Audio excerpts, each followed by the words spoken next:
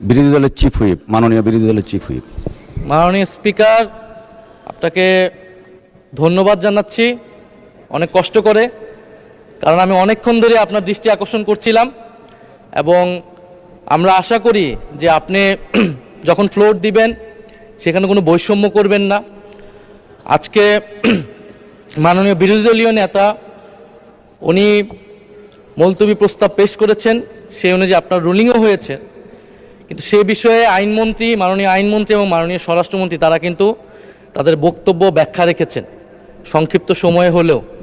তো সেই ব্যক্তিতে কিন্তু আমাদেরও কথা বলা থাকে, সেই সুযোগগুলো কিন্তু আমাদেরকেও দেওয়া উচিত মাননীয় স্পিকার। তো সে বিষয়ে আমি দুইটা কথা বলতে চাই। এখানে আমাদের কারোরই ভুলে যাওয়ার কথা না যে দুইটা নির্বাচনের মাধ্যমে আমরা আজকের এই জায়গায় এসেছি, একটি গণভোট এবং একটি জাতীয় সংসদ নির্বাচন।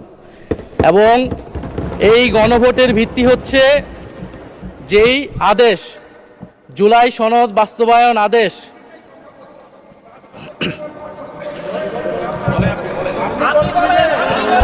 আপনি বলেন।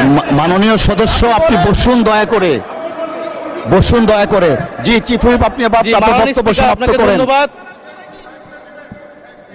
মাননীয় স্পিকার। তাহলে আমরা আর এখানে না থাকি, আমরা তাহলে আর দরকার নেই। মাননীয় চিফ হুইপ, আপনার মাইক অন আছে, প্লিজ ডু কন্টিনিউ। মাননীয় স্পিকার, আমাদের বক্তব্যটা হচ্ছে খুবই সুস্পষ্ট, যেখানে বারবার বিভিন্ন বক্তব্যে আমাদের যে গণভোট হয়েছে, গণরায় হয়েছে, গণভোটের আদেশ ছিল, সে আদেশকে অমান্য করা হচ্ছে, সে আদেশকে অসাংবিধানিক বলা হয়েছে, যার ভিত্তিতে আমরা এখানে এসেছি সেটাকে মাননীয় চিফ হুইপ, আপনার স্পেসিফিক কিছু থাকলে বলেন, আর না হলে আপনাকে ফ্লোর দেয়া হয়েছে। মাননীয় স্বরাষ্ট্রমন্ত্রী তার বক্তব্যে বলেছেন সংস্কার কমিটি করার প্রস্তাব এনেছেন। ধন্যবাদ, এটা ম্যাটারটা রিজলভ হয়ে গেছে। ইনি এটা বলতেই পারেন না, কারণ আমরা গণভোটের আদেশে গণভোটে অংশগ্রহণ করে সবাই আজকের এই জায়গায় এসেছি।